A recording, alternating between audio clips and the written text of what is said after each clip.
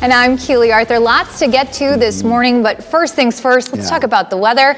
Big warm up, you said, Peta. Yes. Some improvements over in poor Buffalo this morning. He is widely close enough to where we can actually talk to him personally.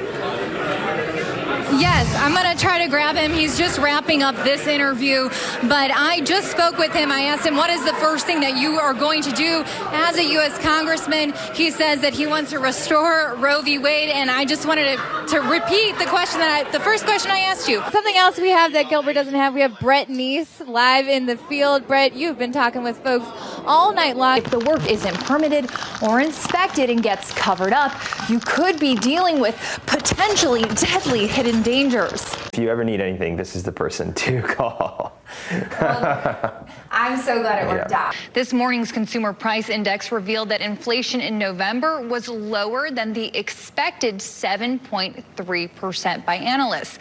But what does that mean for consumers? We're joined by Forbes Dixon, economics instructor at Wake Tech Community College. Forbes, you and I have been talking about this for months now. We knew that inflation was at a record high in the summer. Is it really getting better?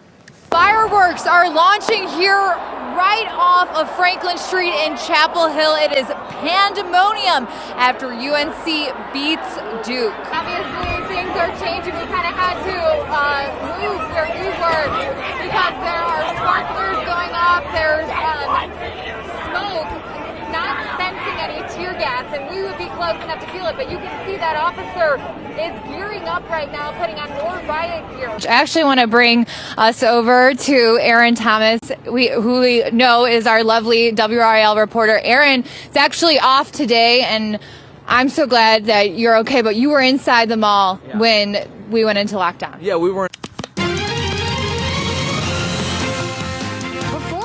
My dreams of becoming a reporter, a younger version of me had something else in mind. It's so fun being back here. And to have some fun, I figured I could conduct this interview on the ice.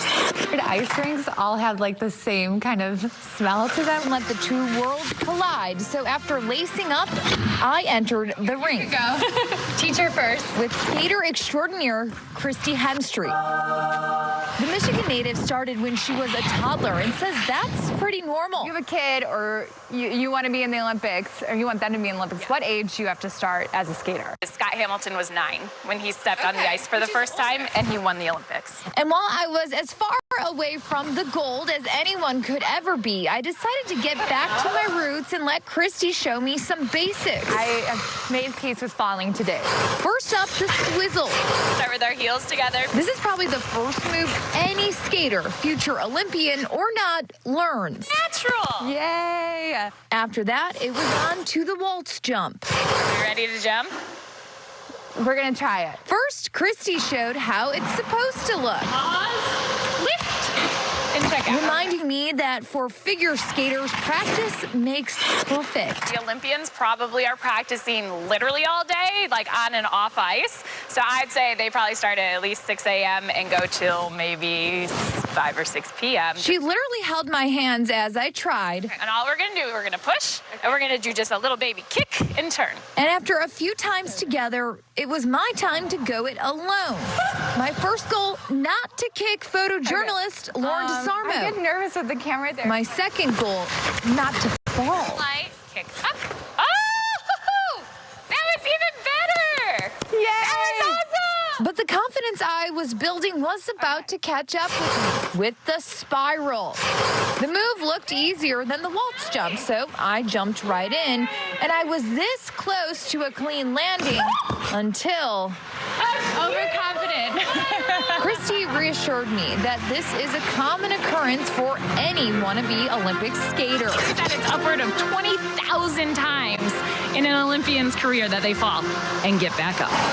Go Team USA.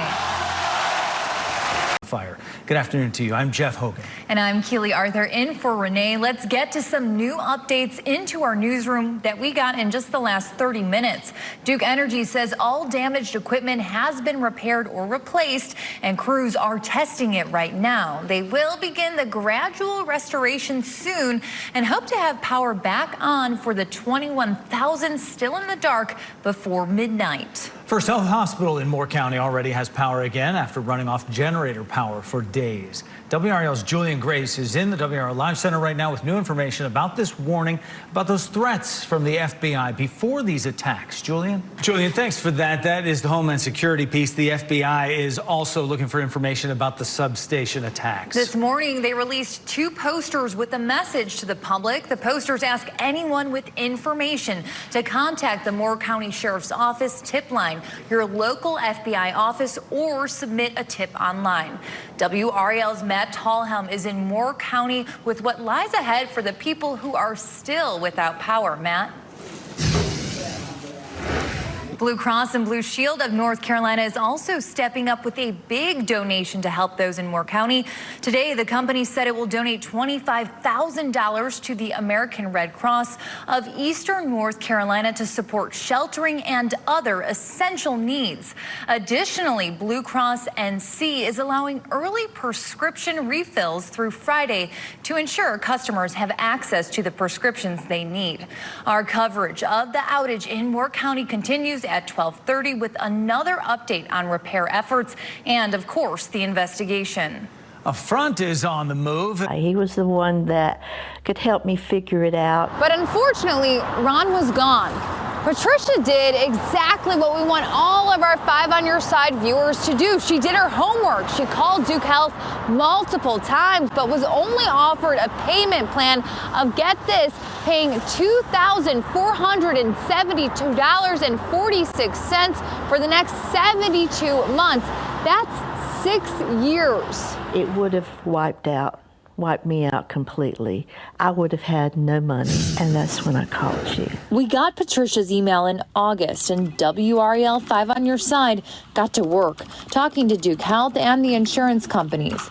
The Taylors had 2 policies, one through work and the other through Medicare. We discovered the insurers were battling over who was the primary payer. Eventually, they determined it was United Health. Blue Cross Blue Shield was the secondary. With that solved, the companies went back through the claims. Patricia sat in limbo. I dreaded hearing the phone ring. 5 on Your Side stayed on them for 5 more months, pushing for a resolution. 5 on Your Side was there. And just before Christmas, her very first without Ron, she got the call saying, your forms have been processed and you owe nothing.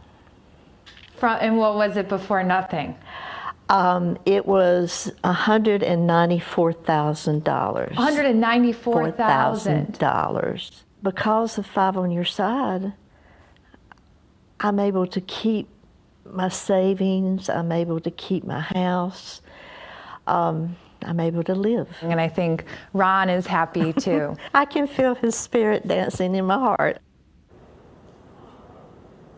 Well, we love to see that kind of ending. And get this story might seem unique, but it's not. Experts say up to 80% of all medical bills are wrong. Let this be your reminder to always check your bill.